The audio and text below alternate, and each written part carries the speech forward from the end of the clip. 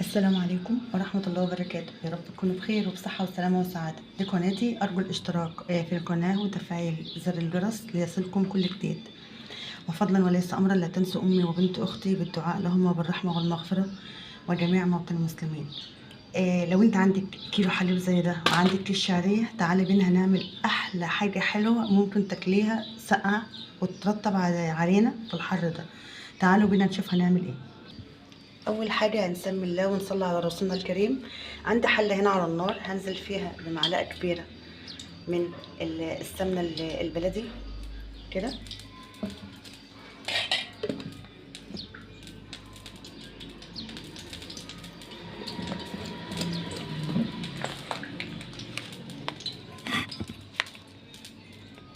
وهنزل عليها بكيس الشعريه. بسم الله. طبعا تقدري تعملي اي كميه انت عاوزاها.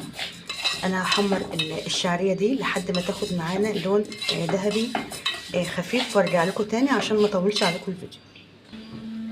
طبعا هو ده اللون المطلوب معانا، ما تغمقهاش عن كده علشان ما تمررش معاكي.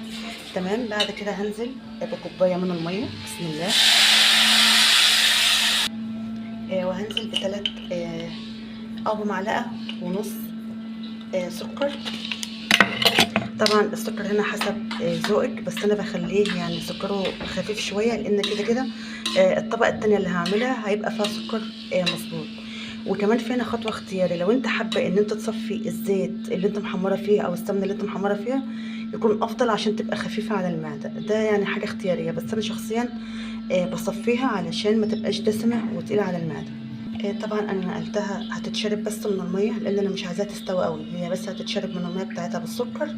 وهطفي عليها، ومعايا هنا لتر من الحليب. تعالوا بينا نشوف هنعمل فيه ايه. عندي هنا كيلو من الحليب، هنزل عليه ب3 معالق من النشا. بسم الله. بالشكل ده. هنزل عليهم ب3 معالق من السكر. بسم الله. سكر طبعا حبيبات عادي من اللي عندنا. وطبعا برضو السكر هنا حسب يعني الذوق العادي. تمام. عندي هنا 3 باكت من الفانيليا الحبيبات، ولو عندك سائل ممكن تعملها عادي. وهنقلب كل المكونات دي مع بعض، طبعا كل ده على البارد. بعد كده هنرفعهم على النار. تمام.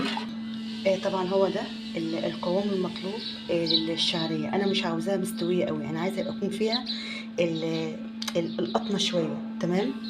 طبعا هو ده القوام المطلوب. انا عايزاها ما تبقاش مهلبيه جامده، لا انا عايزاها تبقى سايله بالشكل ده. تمام. زي نظام البشاميل كده. تمام. عندي هنا قارب بايركس زي ده. طبعا تقدر تستعملي اي قارب عندك او اي اطباق تقديم عادي يعني، او اي كاسات. بس انا بصراحه حابه اعملها في القارب ده. هسمي الله وهنزل بطبقه من دي في القارب. بسم الله. طبعا مش طبقه كتيره يعني، حاجه بس كده يا دوبك تنزل في ارضيه القارب بالشكل ده. طبعا بنسويها كويس. بعد كده هجيب طبقه الشعريه وهفردها على الوش بالشكل ده لحد ما اغطي الطبقه اللي انا حطيتها. تمام. هكملها وارجع لكم تاني.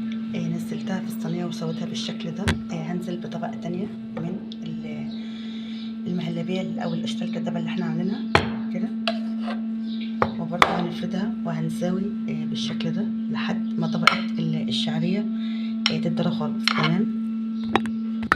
طبعا انا هنا خلصت كل الطبقات بالشكل ده. تمام. طبعا لو عندكم مكسرات مجروشه تقدروا تحطوها على الوش، او لو عندكم جوز هند ممكن تحمصوه وتحطوه على الوش. انا كان عندي معلقتين من جوز الهند، حمرتهم بالشكل ده. بس خلي بالك وانت بتحمريه لو هتاخدي الخطوه دي، لانه هو بيتحرق بسرعه على النار، فيا ريت تبقى النار هاديه وايدك في التقليب مستمر. هيطلع معاكي بالشكل ده وتبقى ريحته جميله جدا. كده بجد يبقى خلصنا اخر حاجه في الوصفه بتاعتنا. اللهم صل. وصفه سهله وبسيطه جدا، ومفيش فيها اي تعقيدات ومفيش فيها اي افتكاسات، حاجات بسيطه جدا وتقريبا موجوده عندنا في البيت، وبجد حلوه قوي وبترطب على القلب في الحر اللي احنا فيه ده. اتمنى تكون وصفه النهارده نالت اعجابكم. ارجو الاشتراك في القناه وتفعيل زر الجرس ليصلكم كل جديد. دمتم في حفظ الله. السلام عليكم.